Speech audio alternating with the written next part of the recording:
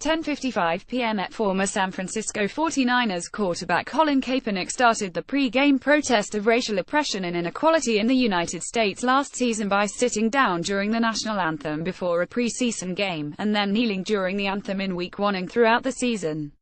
Kaepernick remains a free agent, but several NFL players have continued to protest the national anthem this season, including during the preseason. More protests preseason Week 1. Here are the players who protested in Week 2. Most recent updates. First, Green Bay Packers tight end Martellus Bennett stood at the far end of the Packers bench with his right fist in the air during the anthem before Sunday night's game against the Falcons, as he did in the previous game against the Seahawks. Bennett said last week that he wasn't sure whether he would make any kind of protest during the national anthem after news of his brother Michael's incident with police became public. When asked whether he would do anything during the anthem, he said, "I like to speak through my art, my words and things like that.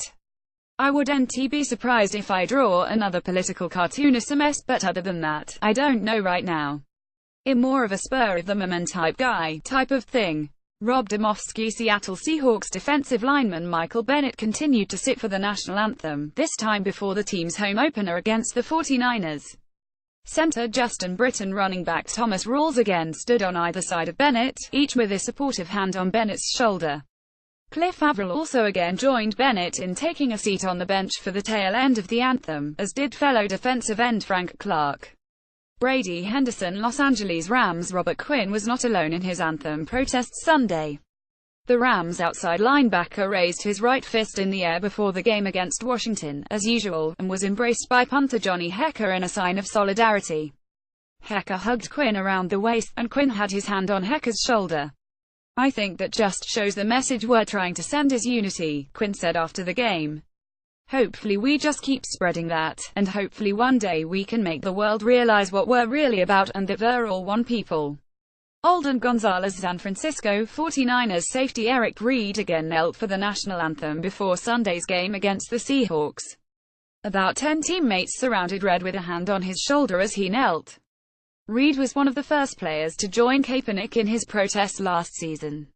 Nick Wagoner. Oakland Raiders. As has been his custom since the first preseason game, running back Marshawn Lynch resumed his practice of sitting on the bench during the national anthem before the Raiders game against the Jets.